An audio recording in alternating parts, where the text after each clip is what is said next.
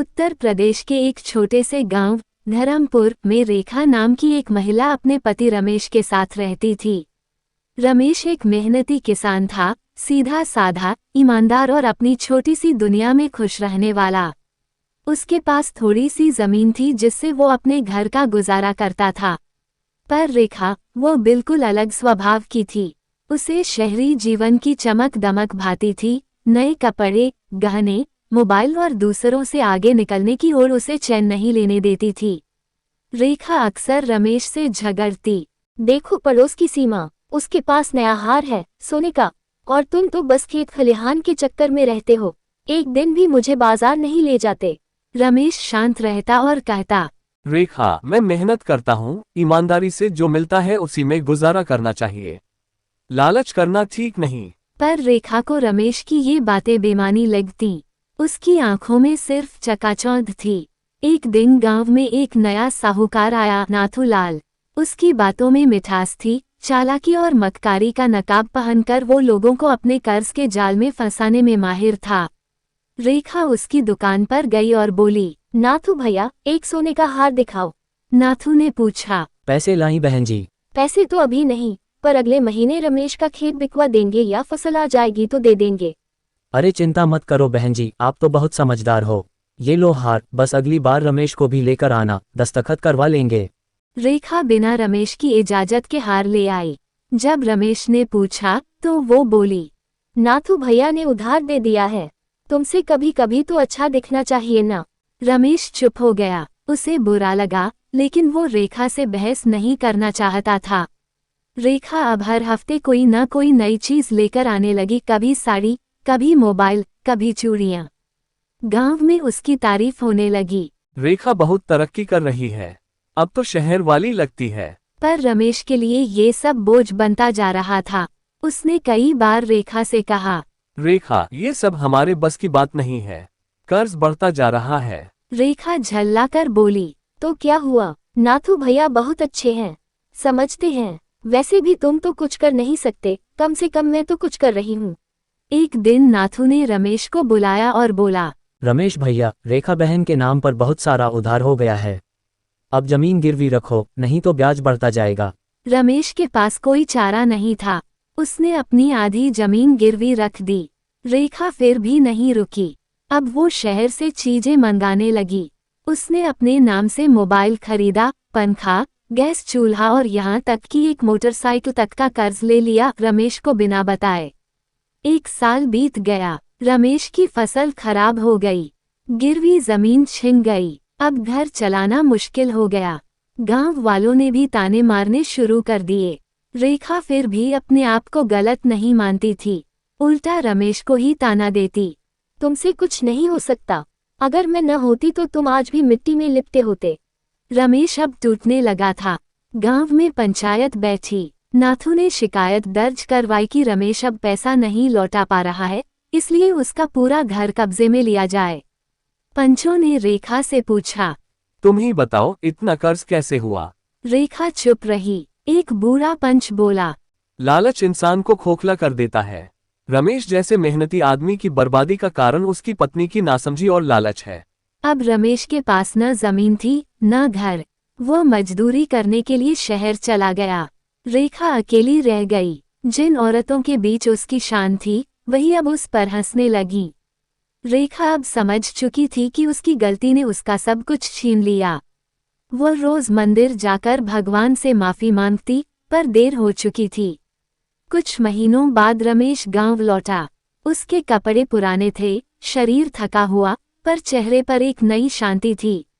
वो अब एक ईंट भट्टे में काम करता था और थोड़ा थोड़ा पैसा जमा कर रहा था।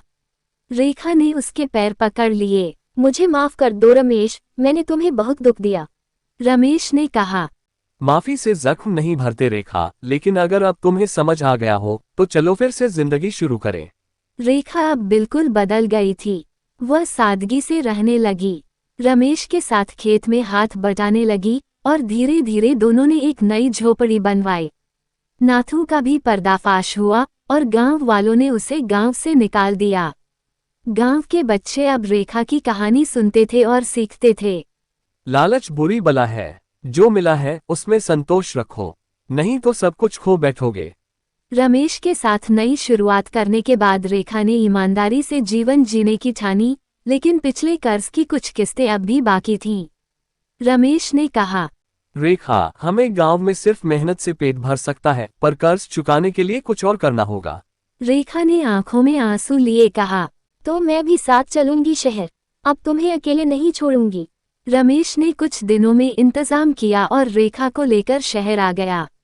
शहर की भीड़, शोर, गर्मी और तंग गलियों ने रेखा का सपना चकनाचूर कर दिया। उसे समझ आ गया कि जो चमक उसने कभी चाही थी वो असल में कांटों से भरी थी। रमेश एक ढाबे में काम करने लगा और रेखा एक छोटे से घर में रहने लगी। वो घरों में सफाई और बर्तन धोने का काम करने लगी। कभी जिस रेखा को नए गहनों की लालसा थी, अब वही दिन भर खटती थी। रेखा अब अपने बीते हुए कल को लेकर शर्मिंदा थी, पर अब उसमें आत्मसम्मान था। एक दिन जब एक घर की मालकिन ने उसे अपमानजनक तरीके से डांट दिया, तो रेखा ने चुपचाप बर्तन धोकर पैसे लिए और वहां काम छोड़ दिया। रमेश ने पूछा, क्या हुआ? रेखा बोली, मैं मेहनत करूंगी मगर किसी की बेइज्जती सहकर नहीं। रमेश को गर्व हुआ। अब तुम पहले वाली रेखा नहीं हो। पहले मुझे सब कुछ चाहिए था, अब मुझे सिर्फ चैन चाहिए और तुम्हारा साथ।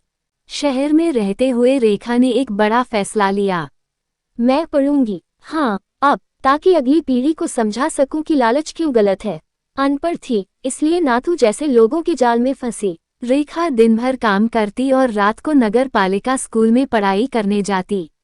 धीरे धीरे वह अक्षर पहचानने लगी, फिर शब्द, फिर वाक्य।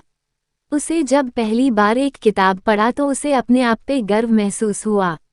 2 साल बाद जब उन्होंने थोड़ा पैसा बचा लिया, तो रमेश और रेखा वापस धर्मपुर लौटे।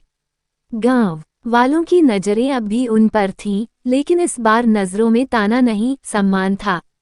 रेखा ने गांव की औरतों को बुलाकर एक बैठक बुलाई। उसने अपनी कहानी सुनाई। मैंने क्या क्या खोया, सिर्फ इसलिए क्योंकि मुझे जरूरत से ज्यादा चाहिए था। अगर मैंने संतोष रखा होता तो मेरा घर, जमीन और आत्मसम्मान कभी नहीं टूटते। महिलाएं दंग रह गईं। कुछ ने सीखा, कुछ ने अपने पतियों से माफी मांगी। रेखा अब गांव में एक मिसाल बन चुकी थी। रेखा ने गांव की औरतों के लिए एक महिला समूह शुरू किया। सभी मिलकर पापड़, अचार, अगरबत्ती और सिलाई का काम करने लगीं। अब गांव की महिलाएं आत्मनिर्भर बनने लगीं। रेखा ने शिक्षा की अलख भी जगाई। तुम्हारा पति खेत में काम करता है, तुम भी अपनी सोच को उपजाओ। उसके इस अभियान को स्थानीय मीडिया ने भी कवर किया। एक बार जो रेखा लालच का प्रतीक थी, अब परिवर्तन की मिसाल बन गई थी। नाथू, जो अब भी गांव के बाहर अपने कर्ज के धंधे में लगा था, रेखा की तरक्की से जलने लगा। उसने पंचायत में फिर से झूठा मुकदमा लगाया कि रेखा ने उससे अब तक पूरा कर्ज नहीं चुकाया। इस बार रेखा ने खुद पंचायत में खड़े होकर सारे दस्तावेज रखे, कर्ज चुकाने की रसीदें दिखाईं और यह भी बताया कि किस तरह उसने अपने गहने गिरवी रखकर बाकी रकम अदा की। पंचों ने नाथू को डांटा। झूठ और लालच का धंधा अब नहीं चलेगा। गांव की इज्जत को और मत गिराओ। नाथू को गांव से बाहर निकाल दिया गया। अब रेखा और रमेश के पास न महल था, न गहने, न मोटरसाइकिल, लेकिन उनके पास सम्मान, सच्चा प्रेम, शिक्षा और शांति थी। रेखा शाम को अपने आंगन में बैठकर चाय पीती, बच्चों को कहानी सुनाती और कहती, बेटा, जो नहीं है उसके पीछे मत भागो, जो है उसमें खुशी ढूंढो। यही असली अमीरी है। गांव के लोग उसकी बातों को ध्यान से सुनते। रेखा अब एक नाम नहीं, एक प्रेरणा बन गई थी। ये कहानी हमें सिखाती है, लालच वो जहर है जो धीरे धीरे रिश्ते, सम्मान और जीवन को खत्म कर देता है। सच्ची खुशहाली उसी में है जहां प्रेम, समझदारी और संतोष साथ हो। जो इंसान अपनी गलती मानकर उसे सुधार ले, वही सबसे बड़ा है।